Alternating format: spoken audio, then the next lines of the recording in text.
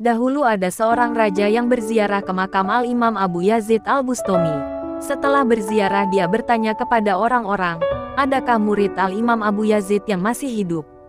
Penduduk kampung menjawab, ada tinggal satu orang dan dia sudah berumur 100 tahun lebih. Maka dipanggillah ia oleh raja itu. Setelah bertemu, sang raja memeluknya, menciuminya dan berkata, apa yang pernah engkau dengar langsung dari Al-Imam Abu Yazid Al-Bustami? Lalu kakek itu berkata, aku pernah mendengar langsung dari beliau. Al-Imam Abu Yazid Al-Bustami berkata, barang siapa yang melihat aku, melihat orang yang pernah melihat aku, maka dia akan masuk ke dalam surga, dimasukkan Allah SWT ke dalam surga. Senanglah hati raja itu. Tapi sang raja bertanya, lalu bagaimana dengan orang yang pernah melihat wajah Rasulullah Shallallahu Alaihi Wasallam? Hidup di zaman Rasulullah Shallallahu Alaihi Wasallam sedangkan mereka masuk ke dalam neraka, contohnya Abu Jahal, Abu Lahab. Mereka semua melihat wajah Rasulullah Shallallahu Alaihi Wasallam tapi mereka masuk ke dalam neraka. Seorang imam besar saja jika kita melihatnya dapat masuk surga, bagaimana dengan Rasulullah Shallallahu Alaihi Wasallam jika mereka melihatnya?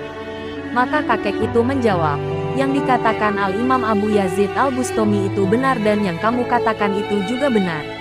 Tapi sesungguhnya mereka tidak pernah benar-benar melihat wajah Rasulullah Shallallahu Alaihi Wasallam. Orang-orang kafir tersebut hanya melihat Rasulullah Shallallahu Alaihi Wasallam sebagai anak yatimnya Abu Tholib, anak yatim kemarin, anak yang hina di hadapan mereka. Pandangan yang benar adalah pandangannya Sayyidina Abu Bakar terhadap Rasulullah Shallallahu Alaihi Wasallam.